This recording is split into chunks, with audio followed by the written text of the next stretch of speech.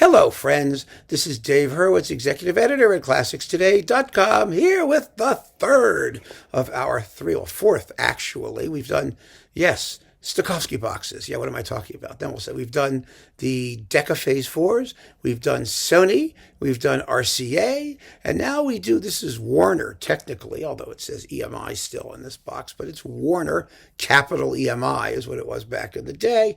This is another 10-disc set with some rather nifty stuff in it, and we will have a chance to listen to it and see what's in here. Now, of those three more recent ones that we've done, the Sony, the RCA, and this one, this is in some ways the most interesting repertoire-wise, and certainly the most variable in terms of sonics. This is really mostly 1950s stuff, although it's all stereo, and Stokowski was, the master manipulator sonically and texturally, and you never are quite sure whether what he's doing is fiddling with the microphones or doing it in real time with the orchestra. But one way or another, sometimes you got some very odd sounds out of him, and some of those odd sounds are definitely here. And I can disentangle some of it, but let's talk about the set, shall we? We've got 10 CDs of juicy bits. They're not like original jackets or anything. They're all like recoupled nicely. And let's see what we have. Okay, you ready? There we are. Whoop. Okay, disc 1, it's Bach stuff. And many people regard this particular Bach collection as the best one that he ever did, the one with Stokowski and the Stokowski Symphony Orchestra. Well, they all are, actually, but they were recorded at different times around 1957. And Bach's, Stokowski's Bach is a world unto itself. I mean, he published his arrangements. I have a whole stack of them, scores, separately. And he owned that repertoire. It was his, and it is marvelous. So, that's a great way to lead off. Disc 2, Bartók, the music for strings, percussion, and celesta. Well, this is Stokey. He was a very fine composer of contemporary music and very sensitive, and his Bartók is really good after the first movement. The first movement is very slow. Bartók timed it in a little over 6 minutes. This takes 10. I think it's the slowest version ever recorded. It is so completely and entirely decontrapuntalized. You know what I mean? Because it's a fugue. The opening is a fugue, and it's supposed to have clear contrapuntal lines and sort of flow, with the lines intertwixt. And this is all counterpoint, has nothing to do with it. It's all atmosphere. It's nothing but atmosphere. So, you have to tolerate his approach to the first movement, which is atypically weird for a contemporary work. Usually he was very straightforward in contemporary music, but this is a piece that has already become part of the repertoire, I guess, and I guess he felt it was such a great work that it qualified for the treatment. And whether you like the treatment or not will be, sort of your call. But it's atmospheric. Oh my.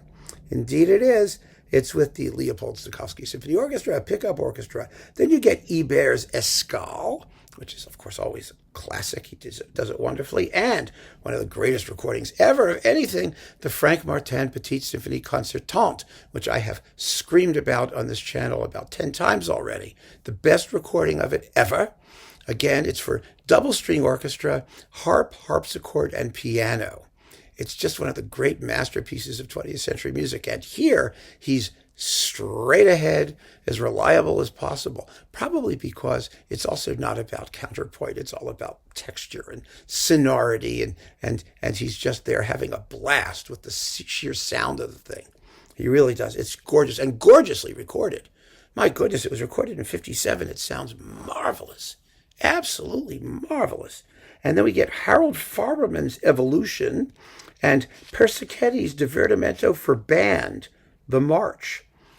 It's part 1 of the Farberman and just, a piece of the Divertimento. But it just goes to show you that, Stokowski would do anything. and you get everything on these sets. It's wonderful. Disc 3 is Debussy, the Prelude to the Afternoon of a Faun. Another sexy, sensual performance with Julius Baker doing solo flute. otherwise with Stokowski's own orchestra, which is sort of the NBC New York Philharmonic type group of people, I think, because it was done in New York. And then the Nocturnes with the London Symphony Orchestra, unbelievably. Also the Sirène. Oh boy, really, really lovely and exotic and lush, beautiful performance. The Suite Bergamasque, you get Clair de Lune. And Iberia, these are with the French stuff. Most of it here is with the Nocturnes are with the London Symphony. And Iberia is with the Orchestre National de la Radiodiffusion Française. Yeah, the French Radio National Orchestra, whatever. Okay, disc 4, Shostakovich 11, with the Houston Symphony and the Barber Adagio. This is a weird Shostakovich 11. Well, partly because he kind of like rewrites the percussion parts. You know, Stokowski was wont to do that. And so it is not, let's just say there have been better Shostakovich 11s. But like everything Stokowski did, it's his version, and he plays it with 100% commitment. And some of these Houston recordings sounded very strange, and this is one of them too. I don't know where they recorded them or what he did with them, but they have wonderful string sound, and I can't quite describe. It's not a natural sounding orchestra in a normal space. Let's just put it that way. And the Barber Adagio, which is beautiful. And Holst, the Planets with the Los Angeles Philharmonic. This performance of the Planets I've always found fascinating because it sounds like band music. I mean, Stokowski was like the luscious string guy. But the Planets isn't about luscious string textures ever. So Stokowski doesn't do that. He minimizes the strings. And actually there was a wonderful release of this on one of those, capital EMI budget reissue things that had his sound cards and a note to the producers where he's telling them what to do with the balances, turn up the thing here and turn down the Heckle phone and add this and do that. It's really kind of fascinating. And you realize how he gets this sound, which is entirely wind-based. It's really, really an interesting version of the Planets, but it doesn't sound like anyone else's, again, like I tell you. And of course, he diddles the percussion like he always does and whatnot. We get Verklartenacht, Schoenberg's Verklartenacht, one of the great ones. Just, the string orchestra version. And, that was Stokowski's meat and potatoes. It was fantastic. Disc 6, Glier's Third, Ilya Muromets, in the heavily, heavily, heavily cut version. In fact, you basically get like half of the symphony in this version. And then for many people, that will be all you need with the Houston Symphony. Ormandy did it that way too, twice actually. So, cutting it up it's one of those pieces that, you do want to hear the whole thing, but somehow you don't mind if you don't, really? At least I don't. And Stravinsky, the Petrushka Suite, with the Firebird Suite. Now, these are with the Berlin Philharmonic. I think these are two of the gems in this set. First of all, the performances are exciting as all hell. That's one thing. Second of all, how he gets the Berlin Philharmonic. I mean, this is 57, right? The Berlin Philharmonic to sound like this in this music. Well, he does reorchestrate Firebird pretty substantially. I love the chime that he adds. And, Ormandy used the same parts when he did the Firebird Suite. Da da da da da da da da da da da da da da da da, boing, with a chime.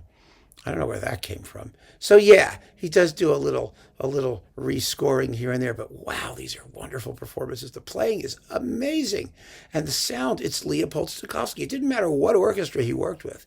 He got a certain sheen to the sound, particularly the strings. Even Karajan, who did nothing but diddle string parts, right? When he was always trying to get that rich string sound. Even he never got a sound the way Stokowski did.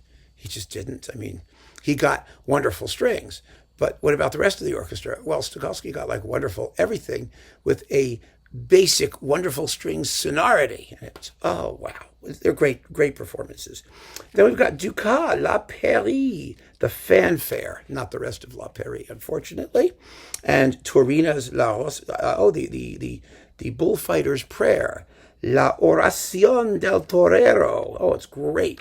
And again, it's slow, 11 minutes, but oh, so yummy. And Charles Martin Loeffler's A Pagan Poem. with the Leopold Stokowski Symphony Orchestra. This time they're in Hollywood. They're not in New York this time. They were in, wherever he could find them, basically on either coast. Boy, is that fun! That's a classic performance of a wonderful work that really should get played regularly. Loeffler was a wonderful, decadent fin de siècle composer guy. His music deserves far better treatment than it's gotten. And then Ravel's Alborada del Gracioso, back with the French people, and the Rhapsody Espagnole with the LSO, and the Swan of Tuonela, and Finlandia, and all of that stuff. That sounds just lovely.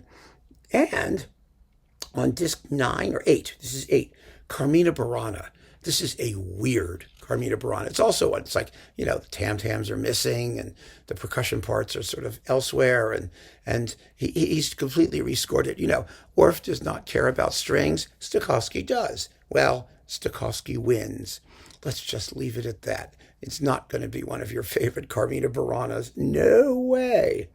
And then we've got, attached to that, Richard Strauss, the Gavotte from his Suite in B-flat for winds, Opus 4, the Scherzo of Vaughan Williams' 8th Symphony, the Scherzo of Tchaikovsky's 4th Symphony, and the last 2 movements of Pictures in an Exhibition in the Ravel orchestration, sort of.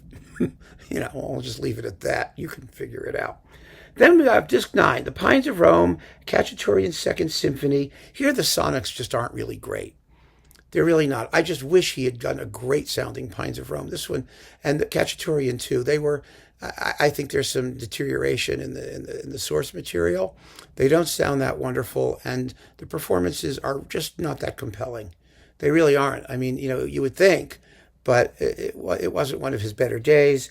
And the Frescobaldi Gagliarda, orchestrated by Stokowski, and Palestrina's Adoramus Te Christi, orchestrated by Stokowski. And finally, on disc 10, are you ready? Shostakovich Symphony No. 1, which is a really good performance. Exciting. It's a wonderful performance. Fun to listen to. And the Prelude and Fugue for piano in E-flat minor, which he orchestrated. That's from the, 24 preludes and fugues in all the major and minor keys, Opus 87. And the entr'acte from Lady Macbeth of Mtsensk. And Bloch's Shlomo with George Nekrug cello. Well, that's a yummy one. That's nice to have. That's a big, furry, yummy, but it's not too long. It's 21 minutes. It's not, he doesn't make it slow. He just makes it sexy. I just love his ability to do that. Stokowski maintained that his whole career. So I said, even when he got really old, he didn't slow down. He just got the sound he wanted without having to make a meal of it, and it's just wonderful. And then Antonio Sesti, Tu Mancavi a Tormentami, orchestrated by Stokowski, and Gabriele Sonata Pian e Forte, orchestrated by Stokowski, with the Symphony of the Air. And that, my friends, is this wonderful icon Stokowski EMI/Warner box. The last of the Stokowski big boxes. Now, Stokowski recorded for everybody. And as some of you have pointed out, there is a lot of other material. It would be great to have an Everest box. I've been asking the people who have the Vanguard catalog to do a Vanguard box. I mean, there's just great stuff everywhere. He just dripped recordings wherever he went. They just popped out, So somebody ought to get a hold of all of it. I mean, Sony BMG above all. They could consolidate their 2 boxes and add all of the mono stuff. That would be phenomenally wonderful. Yes, of course. So many things would be phenomenally wonderful. In the meantime, we had these 3 boxes plus the Decca box. That's a lot of Stokowski. You'll have a very, very good time with it, I guarantee. So keep on listening, friends. Thank you so much for joining me. Take care.